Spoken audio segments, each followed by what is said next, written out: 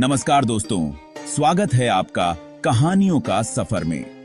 आज हम बात करेंगे हिंदी साहित्य के महान लेखक मुंशी प्रेमचंद की एक बेहद मार्मिक कहानी। ये कहानी इंसानी फितरत, गरीबी और जिंदगी की सच्चाइयों को सामने लाती है।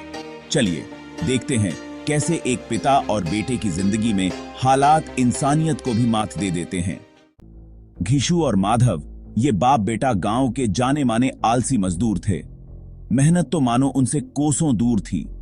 दिन भर बैठे रहते, भीख मांगकर अपना गुजारा करते थे। घर में एक ही औरत थी, माधव की बीवी बुधिया, और वो भी अब जिंदगी और मौत से लड़ रही थी क्योंकि उसे बच्चा होने वाला था।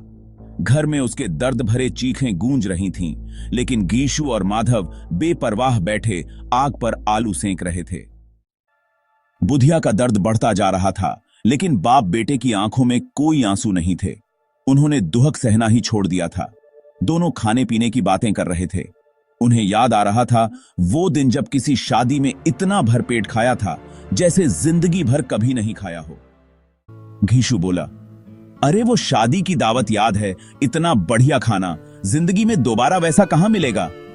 फिर माधव बोला, हां, और फिर हम कोई काम भी तो ज्यादा नहीं करते, फिर भी गुजारा हो ही जाता है।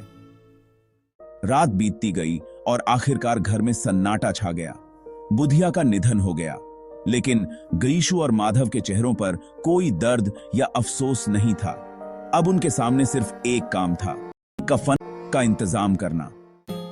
अगली सुबह घीशू और माधव गांव में भीख मांगने निकल पड़े। उन्होंने लोगों को बताया कि उनके घर में मौत हो गई है और उनके पास इतना भी नहीं है कि कफन खरीदा जा सके। गांव वालों को उनकी हालत पर तरस आया और उन्होंने कुछ पैसे इकट्ठा कर दिए, लेकिन असली कहानी यहीं से शुरू होती है। पैसे मिलने के बाद घीशू और माधव सीधे कफन लेने नहीं गए। इसके बजाय वो पास के एक शराब खाने में पहुंचे। वहां जाकर उन्होंने शराब खरीदी और जमकर दावत उड़ाई।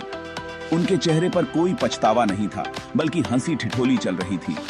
घीशू माधव से कहता है, अब उसे कफन का क्या करना, वो तो चली गई, क्यों ना हम थोड़ा मजे कर लें। और इसके बाद उन्होंने खूब शराब पी और वहीं लेटकर सो गए। गांव के लोगों ने घीशू और माधव का बहुत देर तक इंतजार किया, लेकिन वो नहीं आए।